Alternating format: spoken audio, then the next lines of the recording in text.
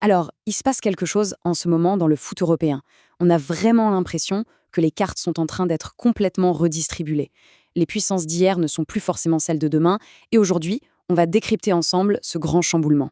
Pour commencer, je vous propose un chiffre. Juste un seul chiffre qui, à lui tout seul, raconte une histoire assez folle. 51. Alors, à quoi ça peut bien correspondre? Non, ce n'est pas un nombre de buts, ni un record de points. C'est bien plus que ça. C'est le symptôme d'une crise profonde qui frappe l'un des plus grands clubs de la planète. On parle ici de la vague de blessures du Real Madrid, de véritables failles dans l'armure du géant espagnol. Oui, oui, 51.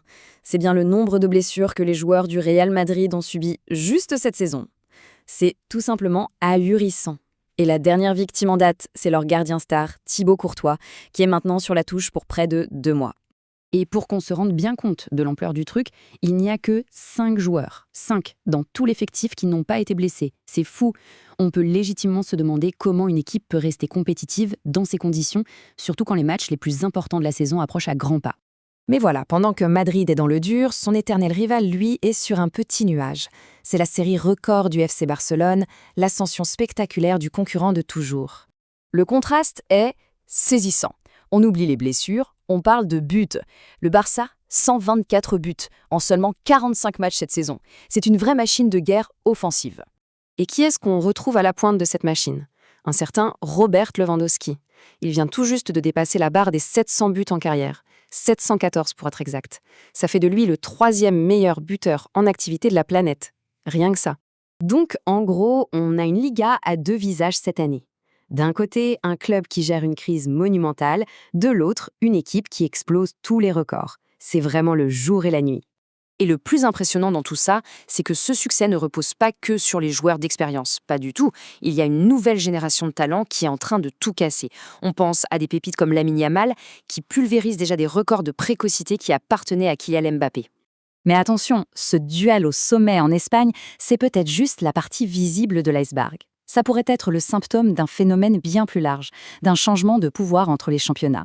Et ça fait beaucoup parler de l'autre côté de la Manche. Est-ce la fin de l'âge d'or du football anglais? Voilà la question qui est sur toutes les lèvres dans les médias britanniques. Et franchement, quand on regarde les faits, on est en droit de se la poser. Il faut se souvenir, ces dernières années, la Première Ligue dominait tout. On a même eu des finales de Ligue des Champions 100% anglaises. Et cette saison, 0. Plus un seul club anglais en demi-finale. La chute est brutale. Et ce n'est pas qu'en Ligue des Champions. Si on regarde toutes les Coupes d'Europe confondues, qui est en tête du nombre de clubs encore en lice? L'Espagne, avec 6 représentants. Le rapport de force a clairement changé. Forcément, ce nouvel équilibre, ça a un impact direct sur le marché des transferts, le mercato.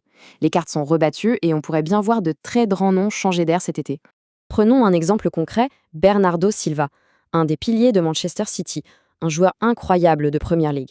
Eh bien, les rumeurs l'envoient avec de plus en plus d'insistance en Italie, du côté de la Juventus. Est-ce le signe d'un exode des talents hors d'Angleterre?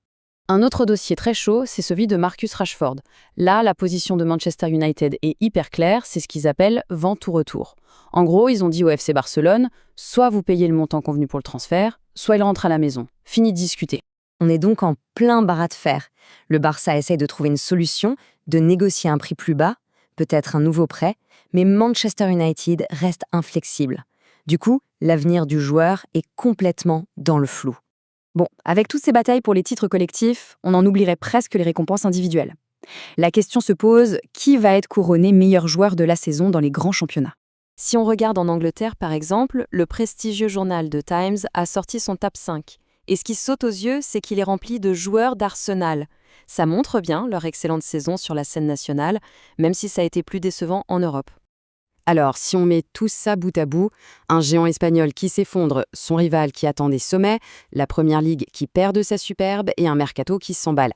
La question se pose vraiment, est-ce qu'on n'est pas tout simplement en train d'assister à la naissance d'une toute nouvelle ère pour le football européen? Le débat est ouvert.